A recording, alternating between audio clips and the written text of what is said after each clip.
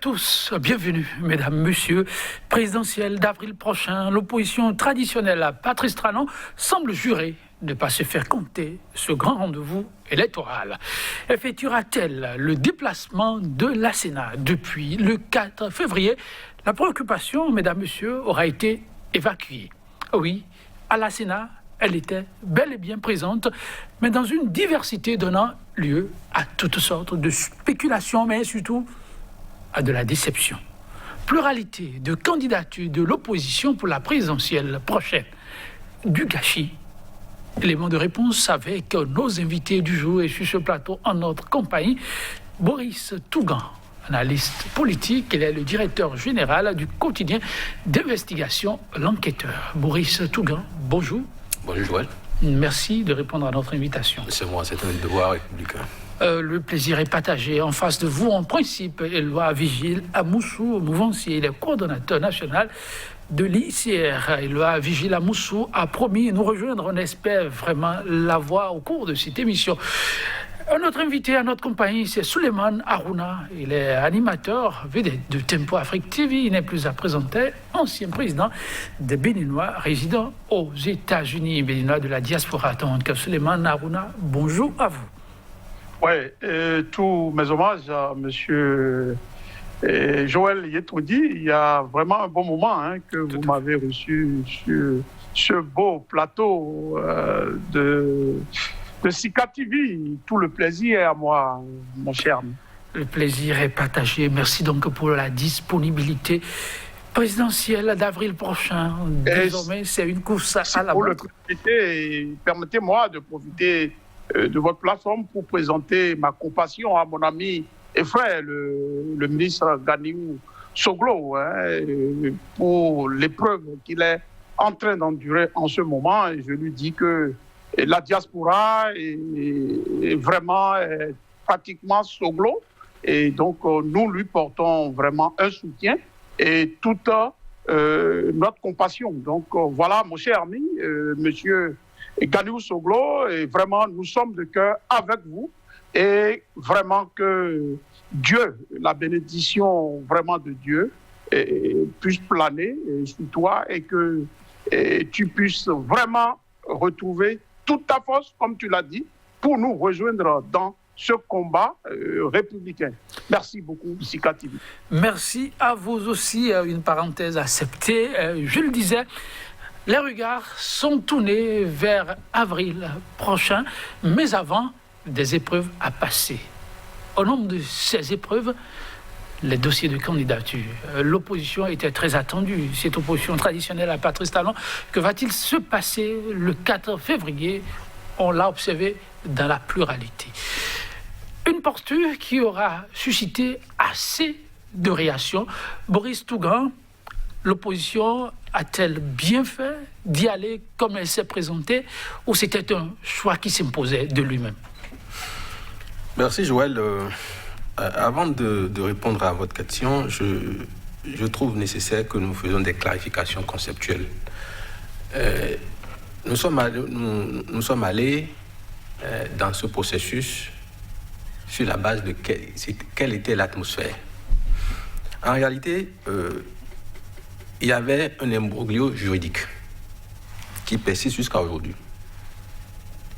Et l'opposition n'est pas constituée d'élèves de CI. Et dans le processus des réformes du système partisan et de tout ce qu'il y a comme réforme engagée par le régime actuel, nous nous sommes rendus compte qu'il y a du méli-mélo. Sinon que la classe politique dans son entièreté, même les partis politiques ayant pris fait et cause pour le président de la République, ne sont pas aussi d'accord pour la façon dont les réformes sont conduites. Bon, ça c'est vous qui le dites.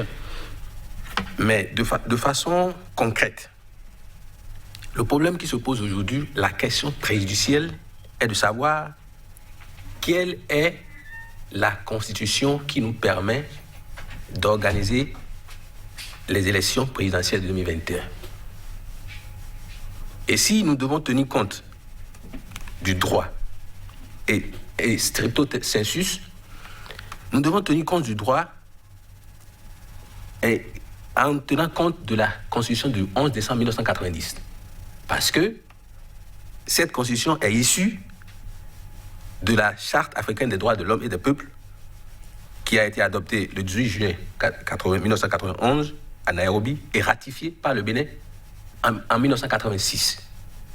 Et avec la Constitution de 1990, cette charte constitue ce qu'on appelle le bloc de constitutionnalité. Ça veut dire que nous ne pouvons pas modifier la Constitution du Bénin comme cela a été fait. Parce que la Constitution de 1990 est issue de la conférence des forces vives qui a réuni près de 2000 délégués dans un consensus national. Ça veut dire que quand la Cour constitutionnelle de Robert Dossou disait que le consensus est désormais un principe à valeur constitutionnelle, c'est une jurisprudence dont on doit tenir compte. Soit, tout en comprenant votre posture, M. Boris Tougan, nous restons dans le factuel. Et le factuel aujourd'hui, c'est qu'il n'y a pas eu de suite favorable à cette démarche et à cette décision venant de la Cour africaine des droits de l'homme et des peuples. On pourra revenir là-dessus en addition, mais les faits aujourd'hui renseignent que ce qui se fait reste en lien plutôt avec la Constitution de 2019, même si elle est rejetée. Et l'opposition, ce qu'on constate, est allée déposer son dossier, mais dans une certaine pluralité. Comment vous le concevez? C'est ce que je vous explique. On ne peut pas considérer ce sujet-là comme un cheveu sur la soupe.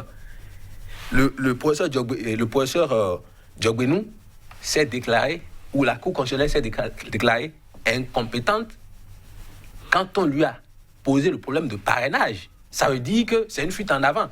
Et c'est en fonction de cette fuite en avant que chaque composante de l'opposition est allée.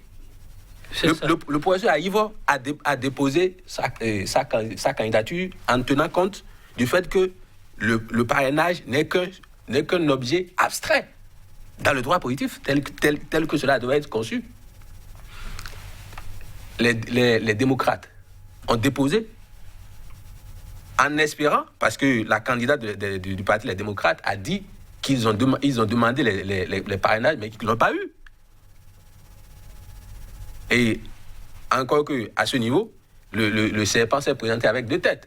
Irénée Agossa, qui se prévaut de ce parti-là, mais qui a été désavoué. Ganiou Soglo a déposé sa candidature en tenant compte de la Constitution du 11 décembre 1990. On ne peut pas le lui dénier. C'est une question de... Et je vous le dis, aujourd'hui, le débat politique au Bénin a atteint un niveau où ce n'est plus laissé à des étudiants de première année de fac ou des gens qui ont fait l'intro au droit général. C'est un débat de doctrine. Et il faut beaucoup lire avant d'y intervenir. Donc, moi, je me suis rendu compte que ceux qui ont fait ces réformes se sont fourvoyés. Ils n'ont pas maîtrisé les principes qui fondent la révision d'une constitution. Parce que vous voyez, l'UP, l'Union progressiste, n'a pas pu proposer de candidat.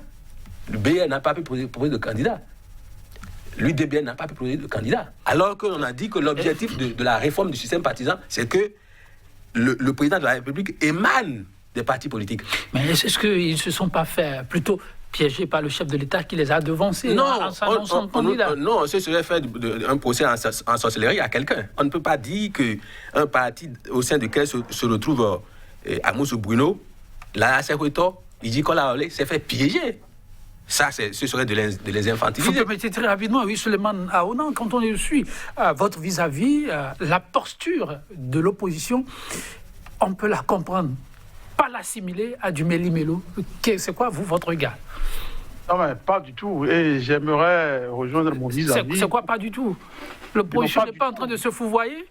Non, pas du tout. Et c'est pratiquement pour ça que nous sommes sur ce plateau. Au fait, le factuel dont vous parlez, c'est quoi? Vous savez, cette pluralité des candidatures au sein de l'opposition n'est pas une mauvaise chose. C'est-à-dire, c'est pénétrer le système de la rupture et le combattre sur son propre terrain autocratique. Et l'exposer sur le plan international, semble être la stratégie de l'opposition. Ça, c'est extrêmement important. Et ceux qui parlent d'incohérence, moi, je vais leur répondre en parlant de cohérence flexible. Cohérence flexible. Voilà. Beaucoup de mots, là. Oui. Absolument. Il faudrait qu'on comprenne. C'est-à-dire, aujourd'hui, la politique est pratiquement la lecture qu'on se fait de cette multiplicité de candidatures. Elle est un peu biaisée. Pourquoi elle est biaisée? Je vais vous l'expliquer. Elle est biaisée dans la mesure où les stratégies que nous sommes en train de vouloir faire, c'est plusieurs stratégies. C'est des stratégies à plusieurs variables. Donc, ceux qui sont dans une posture radicale, c'est pratiquement la même chose que nous sommes en train de faire. Donc, nous avons dit quoi? Vous prenez par exemple la candidature de Ganiou Soglo. Il a déclaré sa candidature sur la Constitution du 11 décembre 1990. C'est un statement. Ça ne ressemble pas de la pagaille? Non, ce n'est pas là. C'est une candidature de protestation. Est-ce que vous voyez? C'est une candidature qui, aujourd'hui, va relancer le débat à l'international. Donc, aujourd'hui, je vous dis, j'ai des amis qui sont au Zimbabwe, en Zambie, qui me disent que, mais, à cause du fait que Liadi Soglo a déposé sa candidature sur la Constitution du 11 décembre, j'ai pu maintenant comprendre la géopolitique au Bénin, ce qui se passe au Bénin. Vous prenez la candidature de Rekia Madougou. Rekia Madougou a dit qu'elle est candidate pour seulement exposer le système. Et par rapport au statement qu'elle a eu à faire, qu'est-ce qu'elle a dit? Elle a dit que nous avons, suivi tout le processus, même si le processus est biaisé. Voilà, aujourd'hui, on est bloqué. Nous avons des parrains qui nous disent qu'ils sont menacés parce qu'on leur a interdit de nous donner le parrainage. Et elle dit que voilà ce que nous avons combattu depuis le début et nous voulons vous confirmer que ce régime, c'est pratiquement un régime dictatorial. Et aujourd'hui, la stratégie de la candidature du duo Aïvo et Kérékou, c'est la même chose. Vous prenez par exemple un Aïvo Joël qui est un expert au niveau des institutions supranationales, en particulier au niveau de l'ONU. Vous prenez Moïse Kérékou qui est très introduit dans les milieux arabes. Donc aujourd'hui, ils ont besoin de se vêtir de ce costume de candidat pour essayer d'amener le débat dans le Conseil des Nations à l'international. Donc c'est ça la même posture que Rekia Madougou a fait, au niveau des démocrates. Donc j'aimerais que l'opposition puisse comprendre la stratégie qui se joue. La stratégie qui se joue, c'est de déplacer le débat, au niveau national pour exposer vraiment ce régime à l'international. C'est ce qui justifie, j'allais dire, même s'il y a eu des marmites internes, en ce qui concerne la candidature de Rekia Madougou au niveau des démocrates, ça c'est une marmite interne par rapport propre, à l'opposition. On ne parle pas de ça. Aujourd'hui, Rekia Madougou, le rôle qu'elle va jouer, c'est sûr que ceux qui ont voulu la mettre au devant des démocrates ont juste vu pratiquement son carnet d'adresse. Et qu'ils vous souviennent que c'est la même Rekia Madougou qui a pratiquement introduit le gouvernement de la rupture de Patrice Talon à l'entame au niveau du Conseil international. Donc, elle connaît pratiquement le rouage. Donc, une Rekia Madougou, en tant que femme, au devant d'un parti aussi grand que les démocrates, c'est une stratégie, politique pour déplacer le débat et pour quand même, replacer le débat au niveau international. La même chose par rapport au duo Moïse Kérékou et Aïvo. Ils ont déposé leur candidature sans les parrains, ce qui rejoint le statement dont je vous parle, ce qui rejoint pratiquement la nature de la candidature de Rekia Madougou et même de Ganiou Soglo. Ganiou Soglo c'est un peu différent. Mais l'objectif ici, c'est le même objectif. L'objectif ici, c'est de protester contre ces lois chrysogènes. L'objectif ici, c'est de confirmer pratiquement l'autocratie, que vit le peuple béninois sous la rupture, de Patrice Talon. Donc, et pour le faire, qu'il vous souvienne que le peuple béninois a tenté toutes les stratégies. Des présidents de la République ont été gazés. Le président Yahi Boni a été séquestré 52 jours dans sa maison. Il y a eu des morts. Donc aujourd'hui, il faut pénétrer le système de la rupture pour l'exposer et pour déjouer tout ce système. Vous n'êtes pas sans savoir qu'il y a une commission de l'ONU qui séjourne présentement au Bénin. On y revient. Monsieur Souleymane Harouna, on y revient. Avec votre permission, on y revient. C'est extrêmement important parce que j'aimerais que l'opposition, on ne peut pas s'entrechoquer entre nous. L'objectif est le même et il faut que tout chemin amène, à Rome. Monsieur Souleymane Harouna, cela comme une stratégie. Ok. Merci. Tout en vous comprenant, je vous pose rapidement une question avant d'aller vers votre vis-à-vis. C'est un oui ou un non. Monsieur Souleymane Harouna, vous avez dit plusieurs fois, nous, on vous connaît en tant qu'analyste. Vous êtes opposant aussi, c'est ça? Absolument. Ce n'est plus une question d'opposant. C'est pratiquement une lutte républicaine. Je suis patriote. Et je suis patriote et je suis contre, la dictature dans mon pays. Donc c'est le patriote qui parle.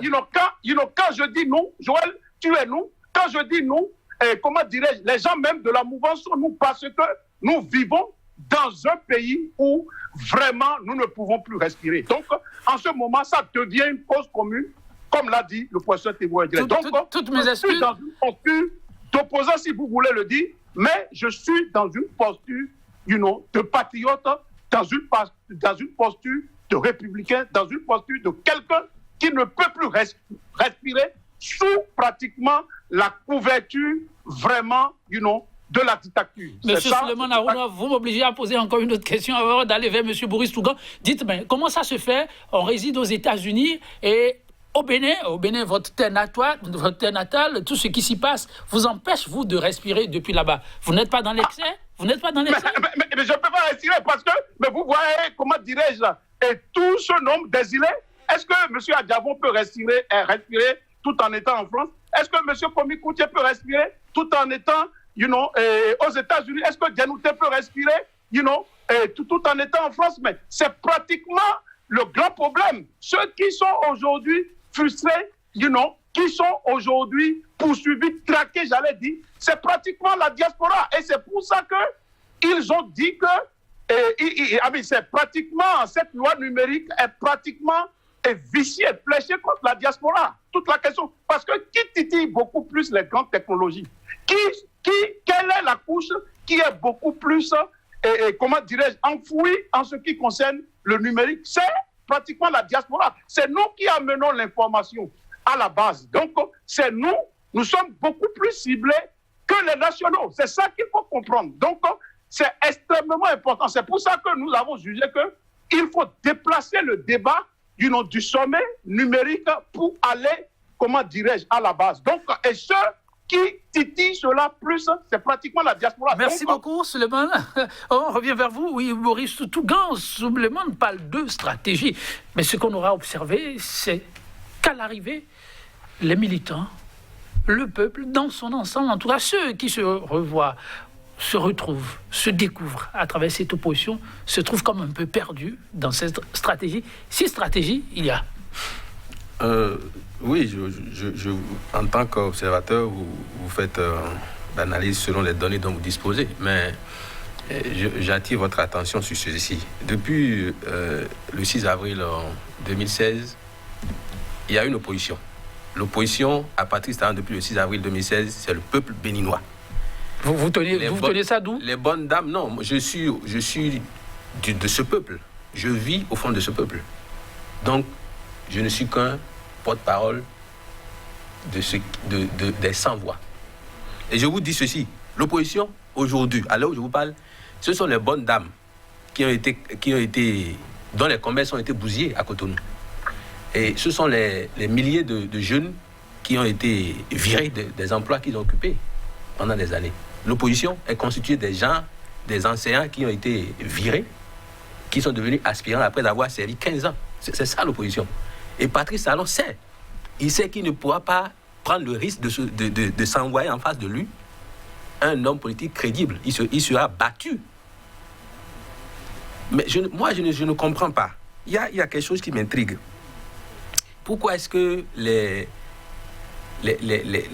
suppôts du régime commis à la propagande sont gênés du fait que l'opposition ait beaucoup de candidats? Qu'est-ce qui fait leur problème? Qu'est-ce qui fait leur malheur? Vous vous rappelez qu'en 2016... Vous dites ça, je regrette. J'espère que M. Louabous va me rejoindre pour pouvoir vraiment vous répondre. Vous vous rappelez, on ne peut pas faire de l'analyse politique ex nihilo. Il y a des référentiels. En 2016, il y a plus de 20 candidats. On connaissait les majeurs, Lionel Zissou, Pic et consorts. Mais il y a des candidats qui avaient été suscités par la télécommande de Paris qui s'étaient déplacés en tout cas, c'est vous qui le dites. Non, attendez. Pourquoi est-ce qu'aujourd'hui on estime que l'opposition devrait présenter un seul candidat? Ce ne sont pas les mouvanciers ou les éléments satellitaires de la mouvance qui doivent décider du nombre de candidats que la mouvance peut avoir. Que l'opposition vous le dit. Que l'opposition peut avoir. Nous pouvons décider, puisqu'il y a une bête, un monstre à abattre. La stratégie, nous allons nous diviser pour avoir plus de chances. Pour pas que les gens viennent nous sortir un chaos bidon, comme ils avaient fait en 2011. Donc, moi, j'estime que le débat... Vous ne mélangez pas les choses. Vous parlez de 2011, vous parlez d'un régime. Le régime n'était pas en place en 2011. Non, mais ce que je vous dis, c'est que le maître à penser du chaos de 2011 est à la manette, là. Moi, je ne dis pas... je ne suis pas venu ici pour dire de n'importe quoi. Ceux qui sont là, ceux qui sont dans ce pays depuis 20 ans doivent savoir que c'était le Manitou, celui qui était... aux manettes depuis 20 ans, c'est lui il était derrière le rideau. Maintenant, il est sur la scène. C'est de lui que je parle. Donc, c'est qui celui qui était derrière les... Non, suivez mon regard. On suit votre regard. Je vois Souleymane Arouna. Donc, laissez-moi vous dire une chose. Oui. La stratégie qui est... Vis-à-vis n'a qu'à appeler le chat. C'est Patrice Talon. Il n'y a pas tout le monde. Non, tout le monde sait que Boris Souga n'a pas peur. Mais les gens savent de quoi je parle déjà. Vous savez, et aujourd'hui, malgré toute cette décision dont on parle, vous ne voyez pas qu'il y a des faits qui doivent attirer votre attention. Quels sont ces faits? Voilà. Au niveau des démocrates, oui. On a dit que les démocrates, c'est un parti d'opposition. Mais vous voyez que le candidat désigné par les démocrates, c'est-à-dire Mme Rikat Madougou et Divo, ce duo n'a pas eu le parrainage. Mais c'est un autre duo, Irénée Agossa et Corentin Coré, qui est sorti du buisson, qui a brandi plus de 20 parrainages. Ça ne vous paraît pas bizarre? Vous tenez ça d'où officiellement ces chiffres? Il y a beaucoup de rumeurs. Non, mais c'est ce qui est. Ça n'est pas encore officialisé. Ça a été enregistré à la Sénat. Et moi, j'aime mes tuyaux pour avoir les informations. Mais j'ai quand même été 20 ans dans ce pays journaliste. Ça vous a échappé. Donc, en dehors de ça, vous voyez, les FCBE, ils ont les parrainages parce que on avait pétanqué Yahya Boni à un moment donné. Donc, les FCBE ont de parrainage. Les FCBE ne sont plus partis d'opposition. Mais... Non. Officiellement, la formation de l'opposition régulièrement enregistrée, c'est bien FCBE. Ce n'est pas le pouvoir qui désigne le parti d'opposition.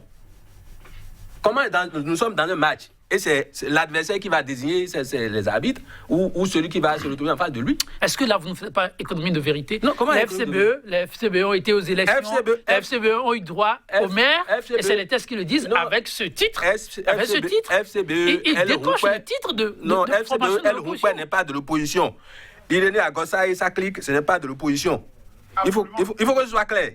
Ce sont les suppôts du régime. Sinon, ils n'auront pas... Les vrais candidats de l'opposition, ils feront tout pour que ces candidats n'aient pas le parrainage. Parce que Patrice Talon sait que s'il se retrouve en face d'un candidat crédible de l'opposition, il sera battu. Il le sait. Parce qu'il a mal gouverné. Il n'a pas tenu compte du principe de la gouvernance participative. Il a fait le one-man show avec son luxe et tout ce qu'il y a. Et aujourd'hui, il se retrouve en face des résultats. Dans votre analyse, M. Boris Tougan, est-ce que vous intégrez tout de même la réaction de cette population que vous qualifiez d'être l'opposant numéro 1 à Patrice Talon, qui a semblé être perdu au regard de cette pluralité de candidats au niveau de l'opposition? Non, mais l'opposition, les populations ne vous ont jamais dit qu'elles sont perdues. Les populations béninoises n'attendent qu'un seul candidat de l'opposition en face de Patrice Talon pour le battre. Ça, c'est ce que vous renseignent vos filles. Non, moi, je suis au fond de ce peuple. Moi, je bouge, je vais dans nos agglomérations, je suis avec des gens. Je ne porte pas cravate, moi. Je vais voir les gens. Je vais voir les gens. Je suis de ce peuple. Moi, je n'ai jamais fui d'ici. Moi, Boris Tougan, même malgré les menaces, je ne bouge pas d'ici.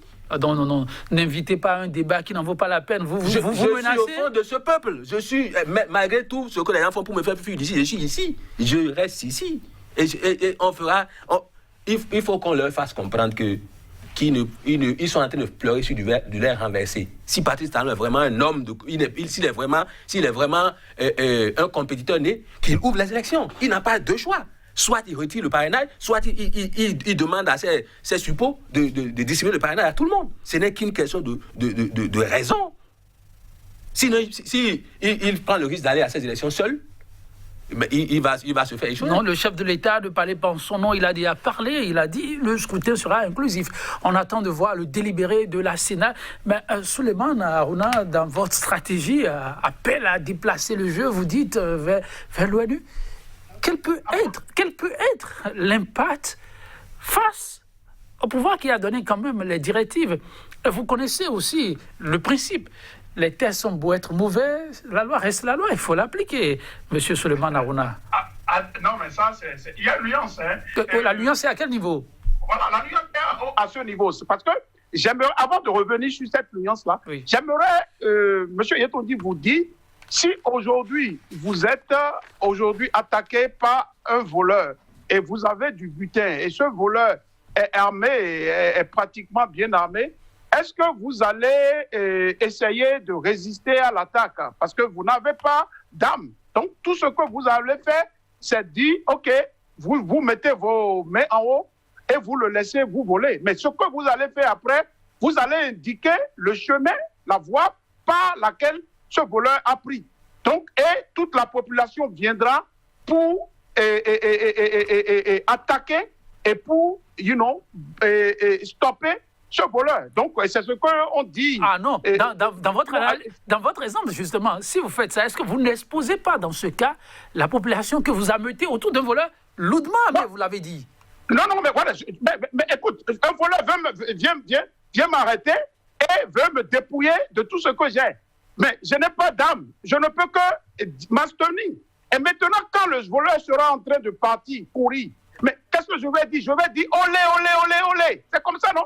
Et toute la population va sortir et va constater que voilà, j'ai été pratiquement volé et j'ai été volé. Et ils vont dire, mais où est le voleur? Ils vont voir le voleur en train de courir et finalement, ils vont le stopper. C'est comme ça que ça se fait. Ça, c'est une tradition africaine et c'est même une tradition ici aux États-Unis. Donc, c'est de ça qu'il s'agit. Donc, c'est pourquoi je parle de la stratégie de pénétrer le système et pratiquement de créer, une situation et d'exposer le système. Aujourd'hui, vous allez voir, et c'est vrai, l'union de l'opposition ne s'est pas faite en aval, mais ça se fera en amont. Et c'est ça la stratégie. Il y aura une coalition des gens qui n'ont pas eu le parrainage. Et cette situation va créer ce que le peuple est en train de vouloir souhaiter. C'est qu'il faudrait que...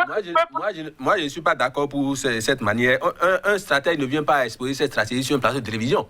Et ce que nous demandons à Patrice Talon, c'est qu'il ouvre les élections. On avait l'habitude d'organiser les élections au Bénin. Maintenant, si la réforme du système partisan a échoué, et qu'il le constate, parce que lui-même, il n'a pas pu dire aux Béninois, je suis membre de l'UP, je suis membre du BRU, je suis membre du PRD. Non. Donc qui nous laisse, qui nous restitue. Monsieur le vis-à-vis, ce n'est pas, je m'excuse, ce n'est pas une stratégie que nous sommes en train de dévoiler. Non, ce que nous sommes en train de dire, c'est pratiquement l'union sacrée, de l'opposition. Parce que vous savez qu'aujourd'hui, l'opposition dit qu'il y a une partie de cette opposition qui n'a pas une stratégie cohérente. Parce qu'il y a, par exemple, des candidats qui ont été candidats sous la Constitution de 1990 et d'autres sous la Constitution de 2019 parce qu'il y a un duo. C'est un fait. Donc maintenant, la communication que nous sommes en train de faire, c'est de leur expliquer que c'est une stratégie et de justifier pourquoi cela a été comme ça. Et c'est pourquoi je disais que cette union, c'est-à-dire il y a une diversité, mais il y a, comment dirais-je, un facteur commun, un dénominateur commun qui s'appelle le départ de talon, qui est pratiquement le pouvoir de la rupture. Et je suis en train de dire que face à cette situation, puisque les candidats, et que ce soit Rekia Madougou, que ce soit Joël Aïbo, etc., ils ont présenté leur dossier sans des parrains. Et c'est pratiquement la problématique. Et je dis que tous ces candidats seront victimes de ce que toute l'opposition et tout le peuple en entier a dénoncé. Et c'est de ça qu'il s'agit. Et à la fin, Oui, je demande à Ouna que nous avons perdu, on espère qu'il nous rejoindra. Oui, Boris Tougan, mais dans ce tableau que vous présentez, est-ce que ça ne sent pas un peu de la malhonnêteté intellectuelle? Il y a un test qui a été voté, qui est pour l'instant opérationnel. S'il faut demander à la Sénat d'arbitrer, vous voulez que la Sénat arbitre sur quoi? Vous savez, je crois vous avoir dit ici que le droit, ce n'est pas de la magie.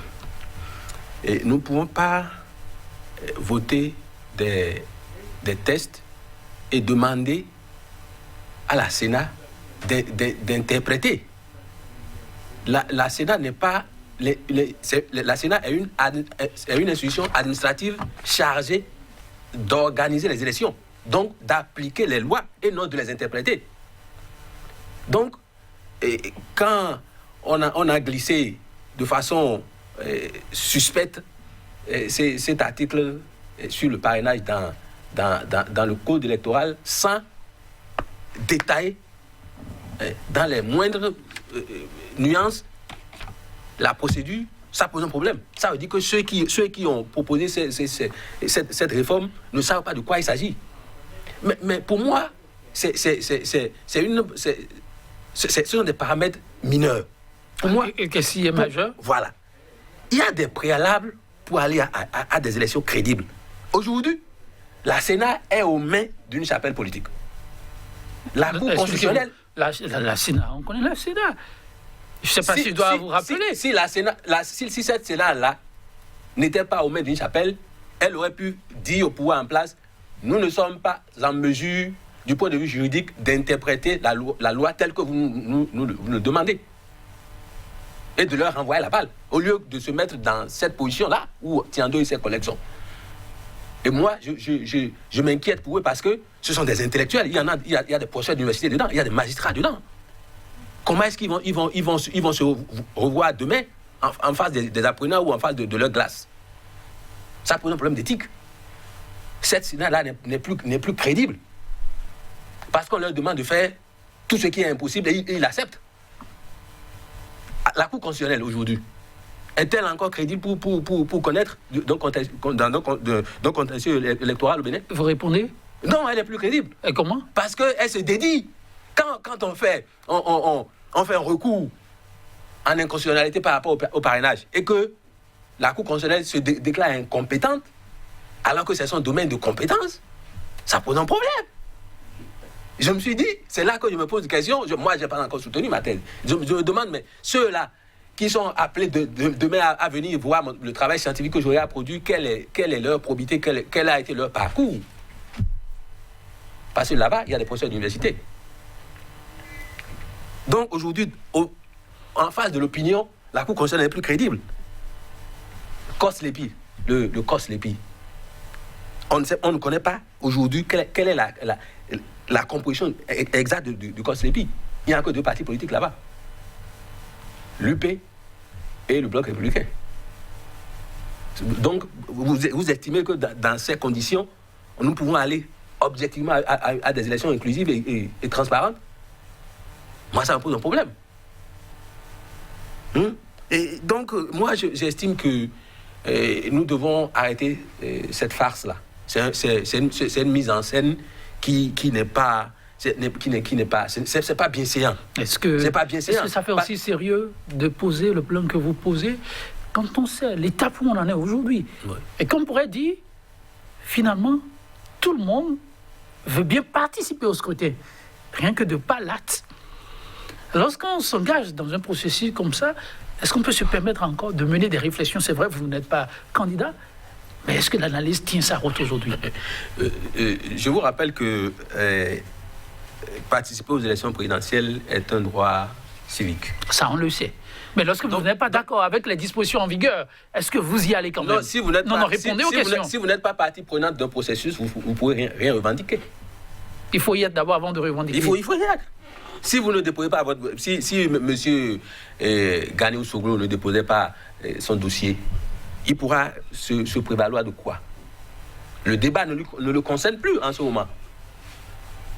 Tous ceux qui ont déposé les 20 ont le droit constitutionnel de déposer leur dossier. Maintenant, ceux qui ont, de par leur ignorance des notions préliminaires de droit, ceux qui ont installé ce chien-lit, ceux qui ont installé ce désordre, c'est à eux de décanter la situation. Parce que le peuple béninois n'est pas prêt à se faire voler cette occasion de se libérer. Cette occasion de se libérer, ce sont ces élections qui viennent. Et Patrice Talon a intérêt à tout faire pour que ces élections se déroulent à bonne date. À bonne date. À bonne date. Ça veut dire que Patrice Talon doit se plier en 5 pour que le 6 avril 2021 à 0 heure, que son successeur soit connu. C'est une question de responsabilité. Parce que il a prêté serment sur la Constitution du 11 décembre 1990 qui dit que le mandat constitutionnel est de 5 ans et non 5 ans plus 45 jours. Et vous ne pouvez pas vouloir renouveler un bail, c'est-à-dire il est locataire de la marina pour une durée de 5 ans. Il ne peut pas renouveler un bail sans que le bail précédent qui est en cours arrive à échéance. Donc, il s'y oppose pas. Mais d'où est-ce qu'on sort ce rallonge de... Pourquoi cette question tendantieuse alors que vous savez que ce sont les élus qui ont procédé à une modification? Quel élu? On ne se lève pas du jour au lendemain pour tomber dans un débat et vouloir le trancher. Quel élu? De quel élu vous parlez? Qui est tombé dans un débat et qui veut le trancher? Je ne comprends pas. Vous savez que l'Assemblée nationale les 82 a dû statuer à un moment donné. Les 82 députés que vous voyez là font de la jouissance par procuration. Combien parmi eux ont participé aux conférences des forces vives de la nation de 1990? Combien parmi eux? Que vient chercher cette question-là? Oui, tout se tient. Parce qu'ils ne savent pas d'où on est venu. Il y a des gens qui font de la politique. Pas d'injure aussi. Non, je vous le dis parce que... vous savez, le président de l'Assemblée... Il y en a parmi eux... C'est beau de nuancer. Il y en a parmi eux qui font de la politique par extranéité. Ils sont venus de je ne sais où et ils viennent tomber les deux pieds joints dans la politique. Non, ça aussi, ne le dites pas parce qu'ils sont tous des Béninois. Donc, on dirait pas parce que la démocratie béninoise est une démocratie atypique. C'est une démocratie exceptionnelle qui a pris sa source dans un contentieux. Vous voyez, en 1989, où les fonctionnaires étaient affamés, le pays était à terre, et les institutions du Bretton Woods avaient mis un blackout sur le Bénin. Il fallait trouver une solution. C'est à cette époque-là que le général Kékou a puisé au fond de lui-même les ressources nécessaires pour pouvoir prendre la décision de convoquer la conférence nationale, qui est un label du Bénin. Ça ne s'est jamais passé nulle part. Et c'est de cette conférence-là que la constitution du 11 décembre est née, qui a donné au Bénin, au peuple béninois, la faculté de prendre son destin en main. Et il faut que les gens se rappellent, ceux qui se disent juristes aujourd'hui doivent se rappeler que cette constitution est issue de la charte africaine des droits de l'homme et des peuples, qui a déposé le principe d'autodétermination des peuples. C'est ça qui a fondé. C'est ça qui a fondé la démocratie béninoise. Il faut que les gens se rendent compte de ça. Ils en profitent aujourd'hui. Moi, j'ai vu des gens venir parler à la télé, Mais ils ne sont pas allés fouiller les archives. Il faut se documenter. Avant de parler aujourd'hui de la politique au Bénin, il faut se documenter. Si vous levez, comme les gens le font là... Le peuple semble-t-il être un peu perdu dans ce débat? Non, heureusement. Mais pour revenir à ce qui nous unit, cette candidature plurielle, vous pensez qu'il n'y a pas péril à la demeure? Ça pourrait être le mieux à faire. Vous parlez de stratégie. Mais je dis une fois encore, vous me permettez, il va falloir trancher. Et on ne tranche que sur l'existant. La Sénat a juste quelques heures pour rendre public ce qui aura été retenu. Si vous devez vous prononcer sur ce qu'on pourrait avoir en fonction des tests existants, que diriez-vous? Bon, le schéma qui s'annonce dans quelques heures, c'est celui de 3 ou 4 candidats qui seront sélectionnés par ceux à qui les gens auraient voulu donner les parrainages, c'est-à-dire éventuellement... Non, vous répondez à la question. J'ai dit, si vous devez arbitrer, vous n'êtes pas Sénat, mais écoutez, ça peut arriver, il faut rêver, n'est-ce pas? Président de la Sénat, vous dans le fauteuil, avec les vôtres, avec ces tests à disposition, que feriez-vous? Non, le processus est à reprendre. Si j'étais président de la Sénat, puisque le cadre... Parlez sérieusement, s'il vous plaît, monsieur Le cadre légal n'est pas clair. Et quand si vous étiez les 4 minutes du président Tiando, chaque soir, quand il va vouloir dormir, il va se demander, mais dans quelle merde je me suis foutu? Parce que lui-même, il n'est pas sûr de ce qu'il fait. Non. Vous faites du maraboutage ou quoi? Non, je ne fais pas du maraboutage. Il ne sait pas dans quoi il s'est mis, comment? Non, le cadre législatif n'est pas... Le cadre légal n'est pas clair. Là, maintenant, il ne fera que de la magie. On va nous dire demain que... Il a un test. Non, c'est pas crédible tout ça. C'est pas crédible tout ça parce que il y a des non-dits. Le parrainage, comment est-ce que c'est cousu? Bon, évoluer, il va nous dire demain quoi? Il va nous dire demain que il y a le duo Patrice Talon Talata est retenu, et le duo FCBE, Souman Djemba et Paul Humpe est retenu, et l'autre duo dont on ne sait pas quel parti, Irénée Agossa et Corentin Koué, et ça s'arrête là. Le reste ne les arrange pas. Mais ils diront, on parle d'élection. Est-ce que les choses se font en thème d'humeur? Non, ils ne font que du jonglage. Parce que si vous retournez tous les tests qui ont été votés, vous retournez ça en fac, quand on va démonter ça, vous verrez tellement d'incohérences et d'incongruités, d'idioties juridiques que vous allez vous demander, mais est-ce que nous pouvons prendre au sérieux ceux qui ont rédigé ces tests?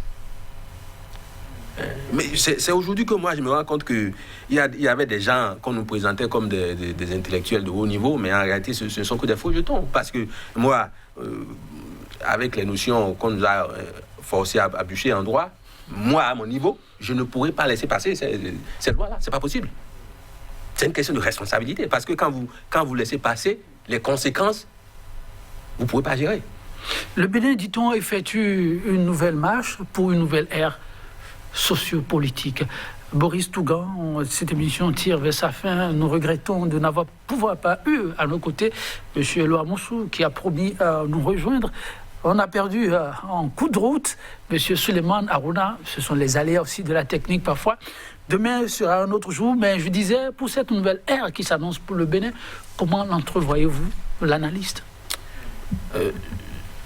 Moi, je souhaiterais que chacun des acteurs politiques retrouve la raison. Et retrouve la raison et qu'on mette la balle à terre. Si nous ne voulons pas nous retrouver dans des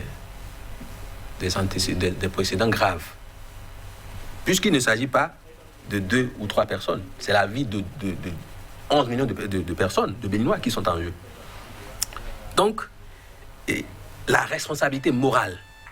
Votre conclusion? La responsabilité morale, c'est que le processus soit revu et qu'il y ait des assises nationales et en présence de l'ONU et de l'Union européenne pour qu'on ne nous dise pas demain qu'on n'est pas informé. Donc, j'attire l'attention de ces institutions internationales pour qu'ils jettent un regard sur ce qui se passe au Bénin. Merci beaucoup à vous, Boris Tougan. Merci à vous, Suleiman Harouna. Au plaisir de retrouver très bientôt M. Éloi Moussou, qui n'a pu être d'un autre 100% Bénin pour le numéro du jour. On va s'en arrêter là sur cette citation de Montesquieu. La République, dit-il, est une dépouille et sa force n'est plus que le pouvoir de quelques citoyens et la licence de tous. Au revoir.